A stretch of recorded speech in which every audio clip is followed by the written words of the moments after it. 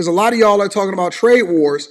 I want to bring y'all up to date just really quickly on what's going on in Israel and Russia. So Netanyahu is basically brokering a ceasefire deal or looking to agree to a ceasefire deal in principle, at least for the next couple of weeks to stop the killing. Check it out. Is set to vote on a ceasefire deal with Hezbollah today after Prime Minister Netanyahu reportedly approves the deal in principle. Israeli officials telling the New York Times, quote, a key sticking point has been Mr. Netanyahu's insistence on securing some assurance that Israel could restart the fighting if Hezbollah broke the truce. Mike Huckabee has been appointed as the U.S. ambassador to Israel by President-elect Trump, and he joins us now. Governor, good morning to you. So if this deal is signed, the proposed ceasefire would reportedly include a 60-day pause in fighting, Israeli forces withdrawing from Lebanon, Hezbollah retreating, and Lebanon's army creating a buffer along the Israeli border. So what do you think about this? And if signed, what does this mean for Israel moving forward? When they say a 60-day pause, it's just saying what the proposed Israel-Hezbollah ceasefire is going to be. 60-day pause on fighting, Israeli forces withdrawing from Lebanon, Hezbollah retreat, Lebanon's army creates a buffer along the border. And so what I hear when I hear a 60-day pause is, let's wait until Trump get in office so we can figure out if we can broker a peace deal and get out of this war in the first place. What I hear when I hear 60-day pause, because it's less than 60 days, if I'm not mistaken, it's like 50-something days before Trump's get into office. And I could be off on this, but what I hear when I see a 60-day pause, they're basically saying, let's wait till Trump get in office so we can figure out what we're going to do now. Israel has been getting hammered, and we also know that the ICC has also issued an arrest warrant and is looking at Netanyahu as a war criminal now. But let's continue to go on with this. So what do you think about this? And if signed, what does this mean for Israel moving forward? Well, let me be clear. I'm not speaking for the president, President Trump, or the administration. I've got to get confirmed in order to be the ambassador, so I've got to issue that disclaimer. But it's certainly good news. Good news for people in Lebanon, great news for the people of Israel who have had to relocate from their homes, 100,000 families who can't live in their communities and neighborhoods because of the constant missiles and bombs and rockets that are pelting upon them. So this would be wonderful if it holds. But the problem is that Hezbollah and its Iranian-backed proxies like Hamas and the Houthis, they've never kept an agreement. So I think the Prime Minister's doing the right thing by trying to say, let's see if we can get a way that you quit bombing us and throwing missiles and rockets at us. But I also think he's very smart to retain the right to restart the fighting if Hezbollah breaks the truce.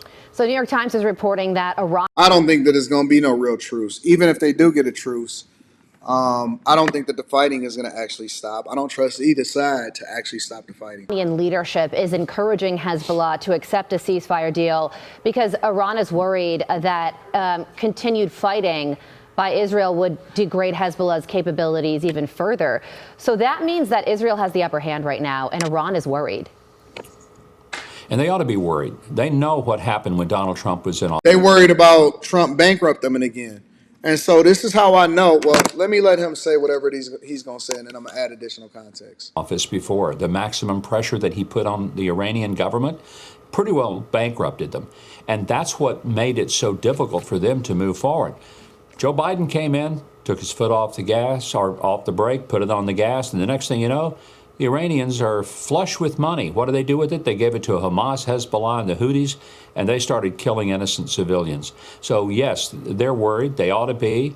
And let's hope that when President Trump is inaugurated, one of the first things he does is reinstate that maximum pressure and make it clear that it's not just for Israel, it's for all of the Middle East to have a peaceful existence, which cannot happen as long as the Iranians keep threatening to wipe every Jew off the face of the earth. And then their promise is to come after us in the U.S. Let's not take that lightly. Let's believe what they say. There will never be peace in the Middle East, in my opinion. There will never be peace in the Middle East. You can only have temporary peace in the Middle East. And when I say that, I'm saying that, meaning that, number one of the ways in which Trump had completely. And he's absolutely right. One of the ways that Trump had started to get some control over what was happening in Iran is that he sanctioned them to death. He sanctioned them so hard to where they basically had no money, no income, and they had no ability to continue to fund these wars.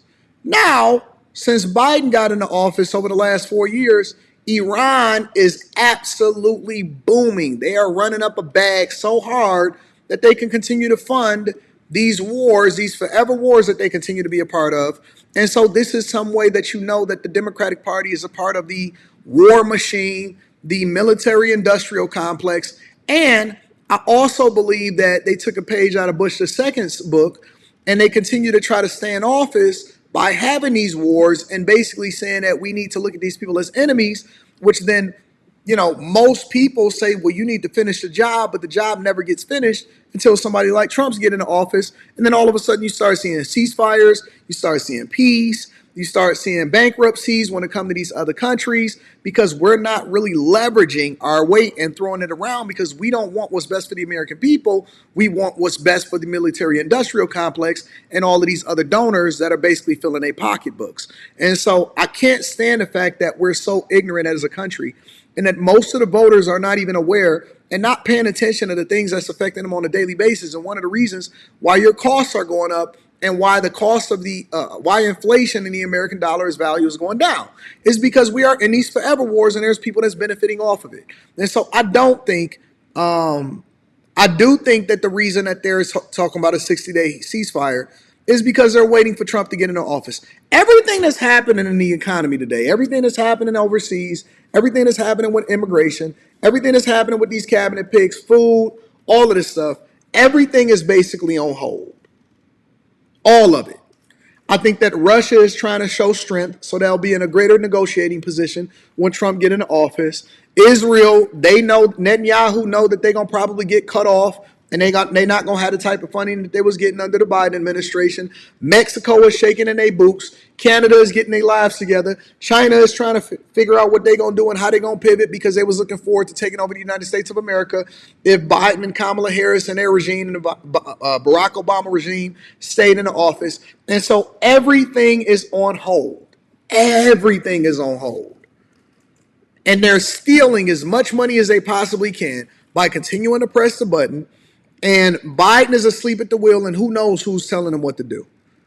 Everything is basically on hold until Trump get into office. But everybody know what's coming. Everybody know what's coming. So that's what's happening over as far as Netanyahu and the Israel cabinet and so on and so forth. But over in Russia, Russia is saying that they are basically advancing their attack more than they ever have in the last 2 years. Check it out. Russia is advancing at its fastest pace in 2 years, according to an assessment from the Institute for the Study of War. Moscow is firing swarms of drones daily, as well as artillery and missiles. But it was Russia's launch of a new kind of missile last week that got NATO's attention. Ukrainian intelligence clocked it flying 11 times the speed of sound. Russia has the momentum as the holiday season in Kyiv begins. Oh my God! Merry Christmas, Merry Christmas. This charity gives psychological support to children whose parents were killed in battle or had their homes destroyed by making cupcakes, writing letters to soldiers, and tying bracelets. This is so nice. And crafting ornaments in Ukraine's national colors. I will put this on our tree at home. Down to the American flag on the table, their message couldn't be clearer. Please don't abandon us.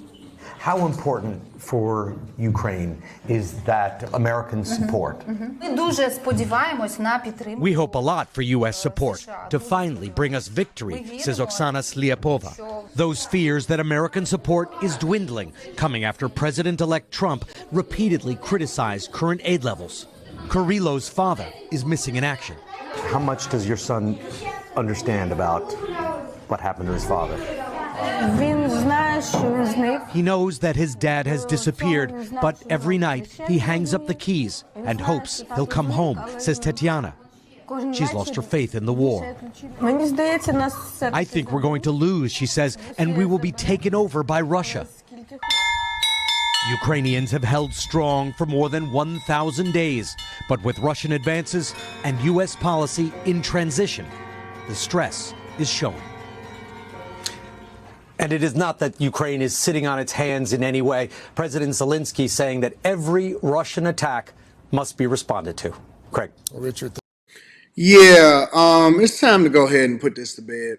Nobody wins except for the people that got their hands in the pockets of the American citizens. Nobody benefits from war.